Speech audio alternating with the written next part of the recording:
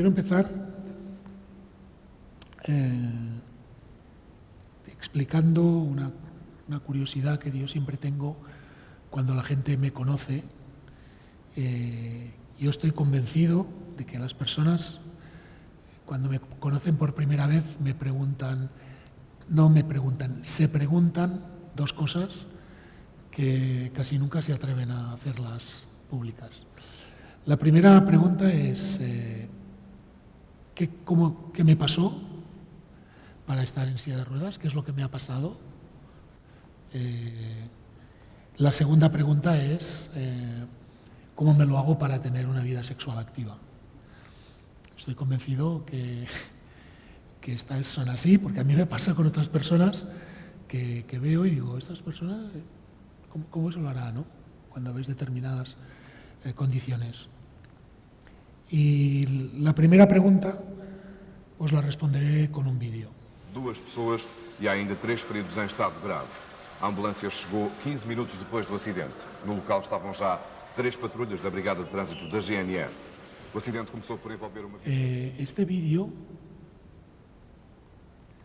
es el vídeo que vio mi entonces mujer antes de saber que yo había tenido el accidente. Esta pieza salió en el noticiero de las 8 de la tarde del 12 de mayo de 1994.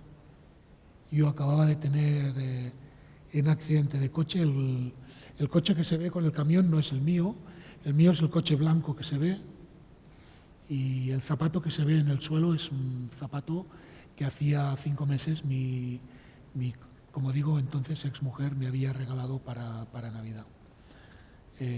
Como podéis ver, la manera de enterarse de que me había tenido un accidente fue bastante impactante para ella.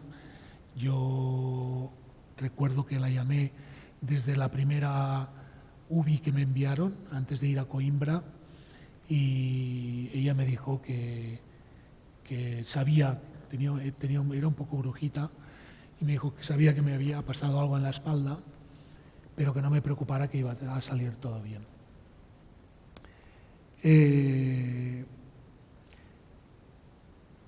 Este es el hecho que cambia la vida,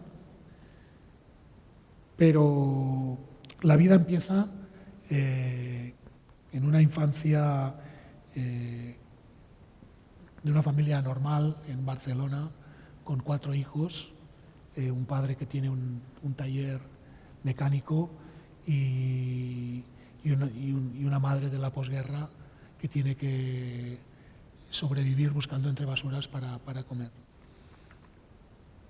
Mi infancia, la verdad es que pasó de una manera normal. Yo tampoco era muy consciente de la infancia que tuve, pero llegó un momento en mi vida donde se me planteó esta pregunta, y quería haceros reflexionar, os quería preguntar por qué yo ahora digo que esta es una pregunta trampa, y os quiero preguntar por qué creéis que esta es una pregunta trampa, y me gustaría que alguien se atreviera a participar de esta pregunta.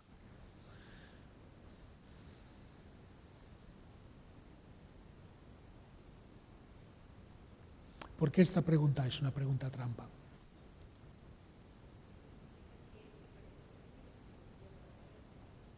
Muy bien, exacto.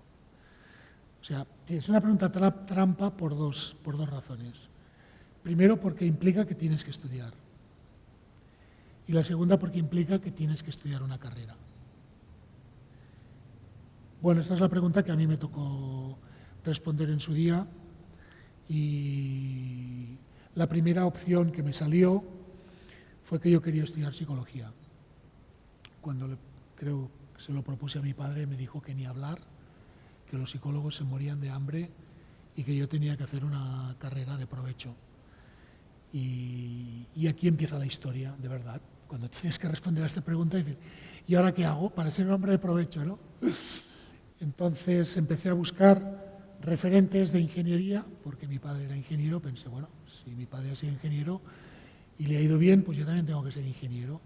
Empecé a buscar ingenierías, no me gustaba ninguna.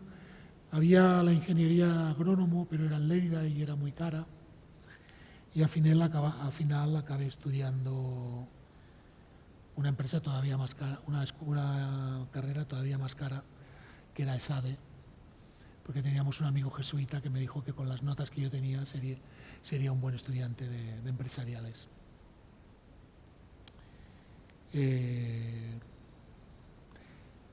Ahí empieza, para mí este momento es el momento en el que empieza un sinfín de hechos en los cuales yo no tengo control y no me doy cuenta hasta que tengo un accidente de coche.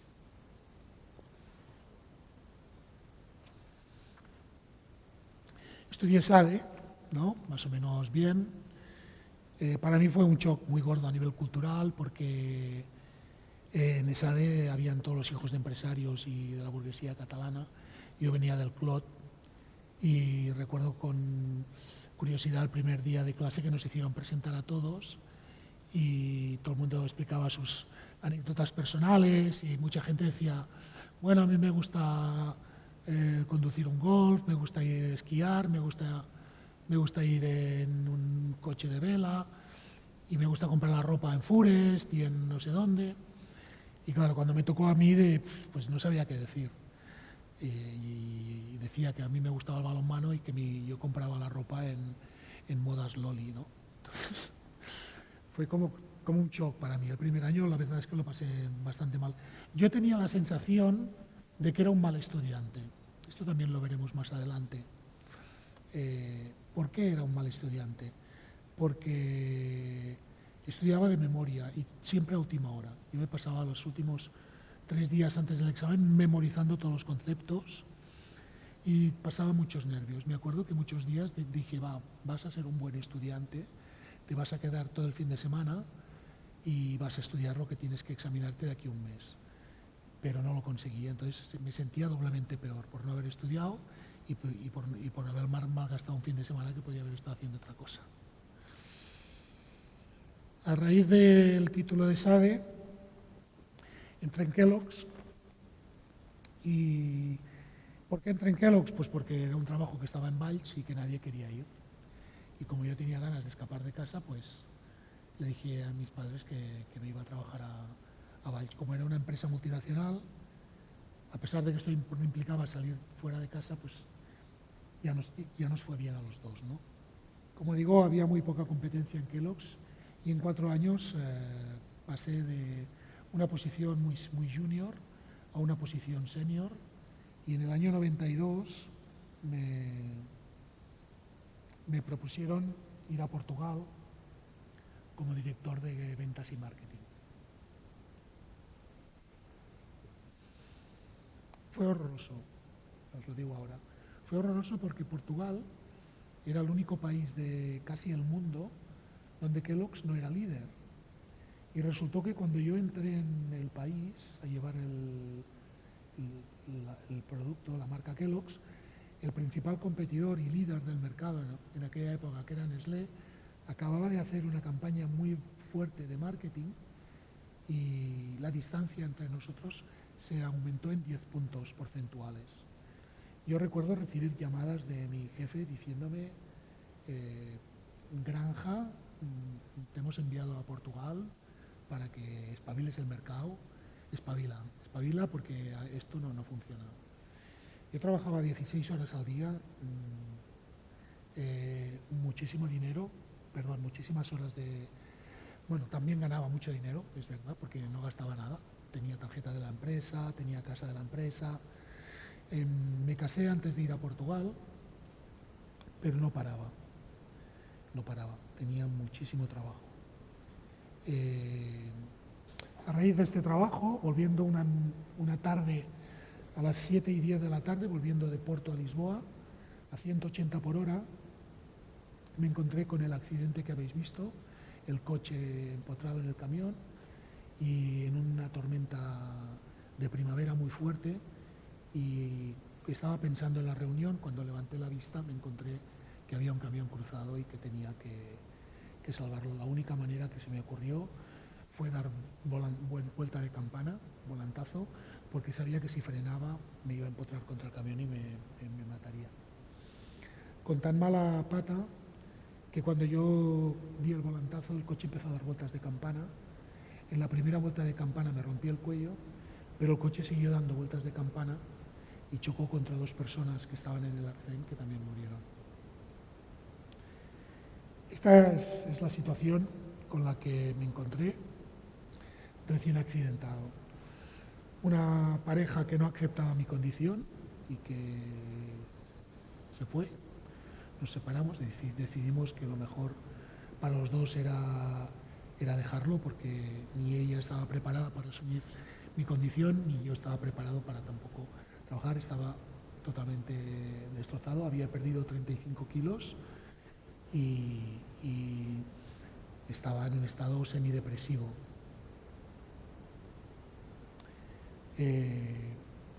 Me adelanto un poco y pongo estas 2 palabras porque para mí son la base del proceso. La gente me pregunta ¿cómo te has recuperado? ¿No? ¿Cómo te has recuperado? Yo creo que la primera clave es el tiempo. Yo creo que el tiempo lo cura todo. Pero si tuviera que recoger 2 palabras que para mí tienen todo el sentido del mundo, son la palabra perdón y la palabra aceptación, por este orden. Perdón, ¿por qué? Perdón porque me tuve que perdonar a mí por correr tanto, por las consecuencias que trajo el accidente y por el sufrimiento que estaba causando a toda mi familia también.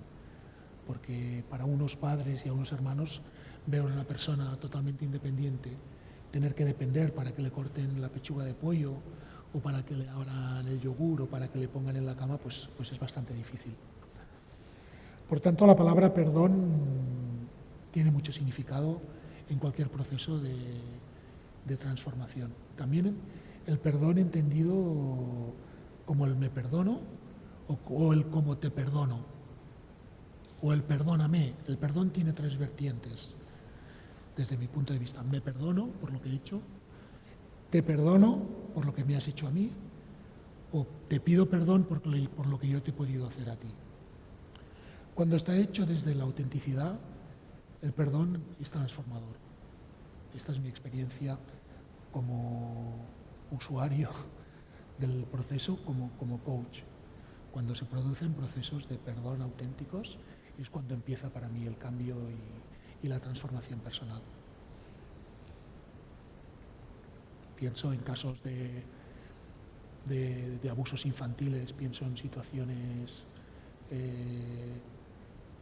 de maltrato, pienso en peleas familiares, en herencias no dadas, en jefes que maltratan, en niños que hacen bullying, en mil y unas situaciones.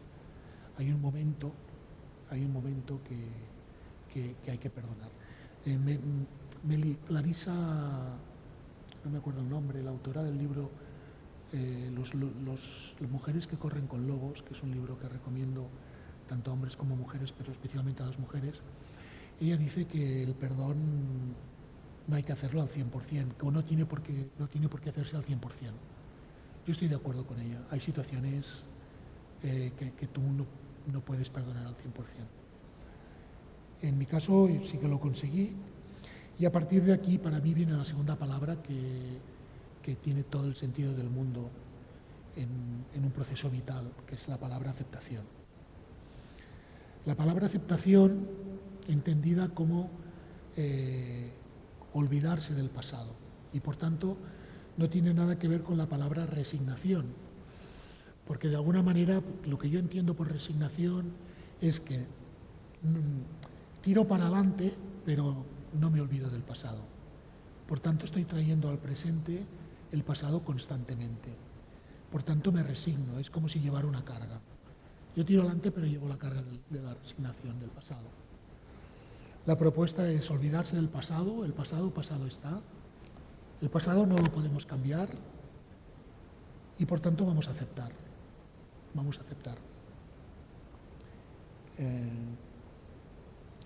Aceptación también entendida como amor. Hay una expresión que me gusta mucho de Humberto Maturana, que es una de las pocas personas a las que admiro que define el amor como la aceptación del otro como un legítimo otro. Y yo le añadiría, y el amor propio es la aceptación de uno mismo como un legítimo uno mismo. En el momento en que existe aceptación y no resignación, también hay un proceso de cambio profundo y transformador. Estas son dos palabras que para mí tienen mucho sentido.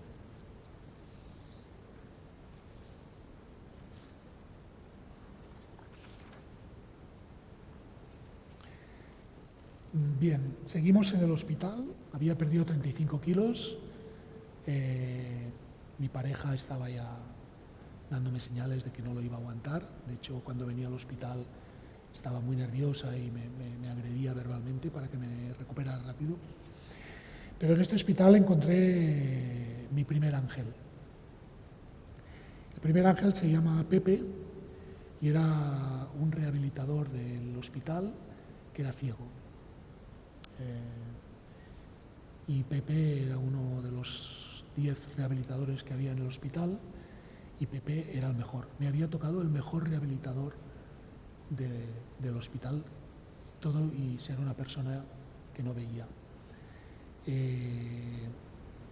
Yo iba al gimnasio para ver a Pepe trabajar. Para mí era maravilloso cómo una persona podía, por ejemplo, hacerte una inspección de tu capacidad muscular solo con las yemas de los dedos. Lo habitual de una persona ciega es que toque el piano o que, yo qué sé, que escriba, pero ver a una persona ciega hacer una inspección de tu capacidad muscular es una auténtica maravilla, es un espectáculo. Y todo, bueno, aparte toda su vitalidad y todo lo que te enseñaba sobre su condición, para mí fue un primer ángel. Gracias a él descubrí un concepto que también ha sido un referente a lo largo de mi vida y que también os quiero compartir, que es el concepto de la diversidad funcional.